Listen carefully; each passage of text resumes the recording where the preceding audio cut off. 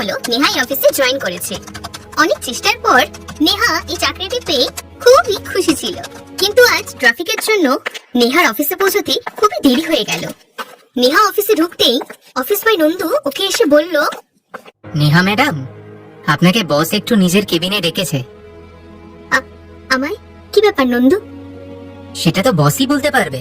এই শুনে নেহা মনে মনে ভাবছিল যে দেরিতে আসার জন্য ওর বস ওকে নিশ্চয়ই বকবে। নেহা কেবিনে গিয়ে দেখলো যে বস কম্পিউটারে কাজ করছে। স্যার, আপনি কি আমাকে ডেকেছিলেন? বস ওর দিকে না তাকিয়ে ইশারায় ওকে বসতে বলে আবার কম্পিউটারে কাজ করতে লাগলো। নেহা বসের সামনে রাখা চেয়ারে বসে পড়লো। 15 মিনিট পর্যন্ত সে ওই চেয়ারেই বসে রইল। সে বসে ভাবছিল বহু কষ্টে পাওয়া এই চাকরির আজই যেন শেষ দিন না হয়। এর 5 মিনিট পর বস ওর দিকে তাকিয়ে বলল, নেহা, আজ তোমার অফিসে আসতে দেরি হলো যে? আসলে আজকে খুব ট্রাফিক ছিল তাই দেরি হয়ে গেছে। আজকের পর থেকে আর লেট হব না স্যার। আরে নেহা, তুমি এত ঘাবড়াচ্ছ কেন? আমি তোমার বসই তো, আমি তোমায় কামড়ে দেব না। Sorry sir.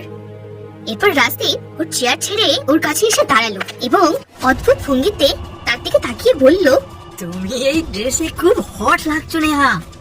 রাজদীপের বয়স নেহার বয়সের প্রায় দ্বিগুণ, তাই ওর মুখ থেকে নেহা এই কথা শুনে একটু অবাক হলো। কিন্তু উনি যে বস, তাই কি করে ওনাকে কিছু বলবে নেহা? তাই রাজদীপ ইচ্ছে করে ওর কাছে এসে দাঁড়ালো এবং ওকে বলল, দেখো নেহা, আমি তোমার বস ঠিকই, কিন্তু আমার ব্যবহার সেরকম না।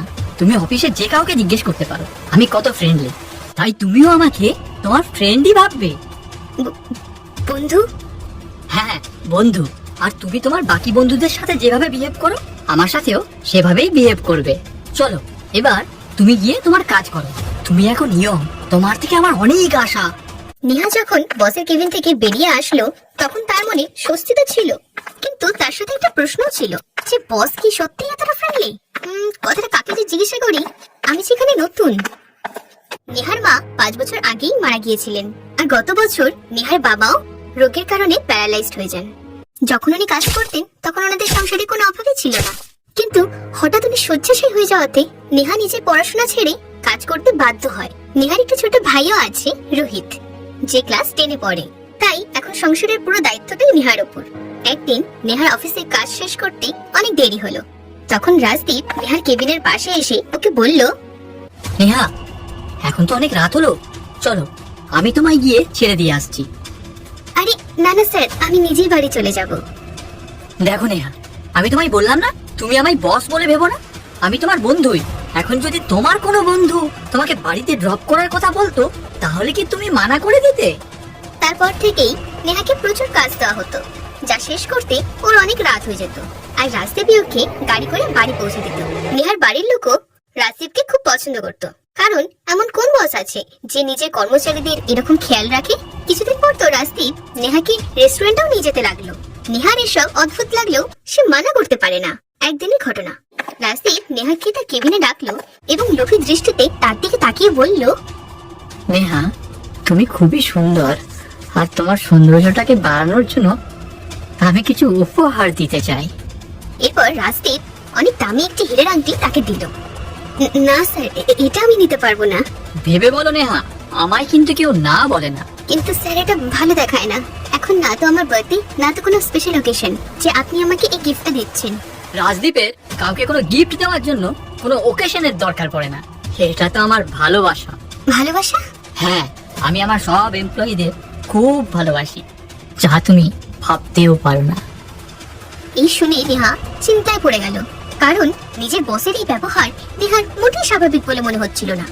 রাজদীপ ও মনের ভাব বুঝতে পেরে ওকে বলল, নেহা, তুমি রঞ্জনা, বিদ্যা আর গীতাকে তো চেনোই। হ্যাঁ স্যার, আমি রঞ্জনা, বিদ্যা এবং গীতা ম্যাম সবাইকেই চিনি। তুমি কিছুই চেনো না। আমি বুঝলাম না স্যার।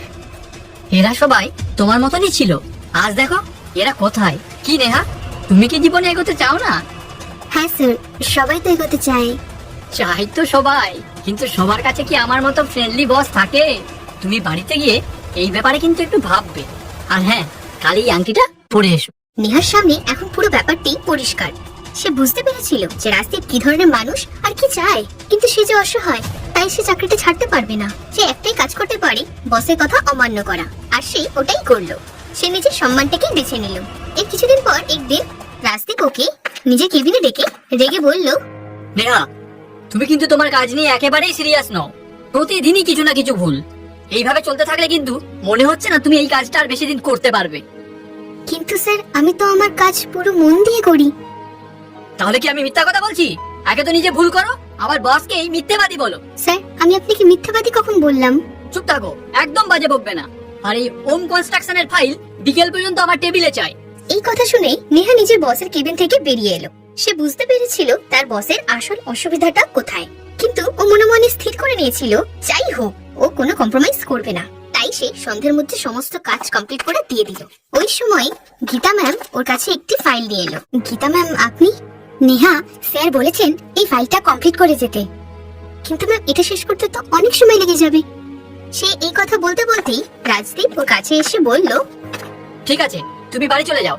এই কাজটা অন্য কেউ করে দেবে, আর কাল থেকে তোমাকে আর আসতে হবে না। এই বলে রাজদীপ সেখান থেকে চলে গেল। রাজদীপের এই ব্যবহারে নেহা তার চোখের জল আর ধরে রাখতে পারল না। গীতা ম্যাম এখন সেখানেই দাঁড়িয়েছিলেন। কি হলো নেহা, তুমি কাঁদছো কেন? কিছু না ম্যাম। আমার থেকে লুকিও না নেহা, আমি সব জানি। এই শয়তানটা আমার মতো তোমাকেও অত্যাচার করছে। অত্যাচার? নেহা, রাজদীপ মানুষরূপী একটি পশু যে মেয়েদের ইজ্জত নিয়ে খেলতে পছন্দ করে। এরপর গীতা তার নিজের ঘটনা নেহাকে বলল যে কিভাবে এক সড়ক দুর্ঘটনায় তার স্বামী মারা যায়। পুরো পরিবারে আয় করার মতো সে একাই। বাড়িতে তার 2 ছেলে মেয়ে ও বৃদ্ধ শ্বশুর শাশুড়ি আছে, তাই সংসার চালাতেই তাকে কাজ করতে হয়। রাজদীপ আমার দুর্বলতাটা জেনে গিয়েছিল, তাই সে সেটার সুযোগ নেয়। তাই বাধ্য হয়ে যে আমি কবে নিজেকে ওর কাছে বিক্রি করে দিয়েছি সেটা আমি বুঝতেই পারিনি নেহা। এই বলতে বলতেই গীতা কেঁদে ফেলল। কাঁদবেন না গীতা ম্যাডাম, আপনি কাঁদবেন না। মেয়েরা দুর্বল নয়, শুধু তারা নিজেকে দুর্বল মনে করে। শুধু এবার দেখুন আমি রাজদীপকে তার পাপের শাস্তি কিভাবে দিই। পরের দিন নেহা অফিসে এসে রাজদীপের কেবিনে চলে গেল। সে একটি খুব সুন্দর ড্রেস পরেছিল, যাতে তাকে খুব সুন্দর দেখাচ্ছিল। আর নেহা আজ রাজদীপের দেওয়া আংটিটাও পরে এসেছিল। এসব দেখে রাজদীপও বুঝতে পেরেছিল তার মাছ জালে ধরা দিয়েছে। শেষ পর্যন্ত নেহা, তুমিও সঠিক পথটাই বেছে নিলে। হ্যাঁ স্যার, কোনো বোকা মানুষই হবে যে জীবনে এগোতে চায় না। এটা তো আমার সৌভাগ্য যে আপনার মতন একটা ফ্রেন্ডলি বস আমি পেয়েছি। এই কথা শুনে সে নেহার কাছে আসে এবং তাকে একটি হোটেলে দেখা করতে বলে। নেহা সঠিক সময় হোটেলে পৌঁছে গিয়েছিল। সে আগে থেকেই ওই ঘরে ক্যামেরা লুকিয়ে রেখেছিল আর এমন ব্যবস্থা করেছিল যেন রুমের সমস্ত দৃশ্যই লাইভ টেলিকাস্ট হয়। তার সাথে হোটেলে পুলিশও উপস্থিত ছিল। আর শয়তান রাজদীপও সেই রুমে ঢুকলো। বাহ, চমৎকার লাগছে নেহা।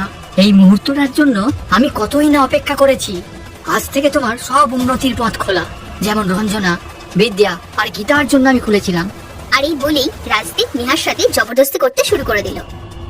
আরে আর কিসের লজ্জা, আমার মতো ফ্রেন্ডলি বস কজন পেয়েছে আর।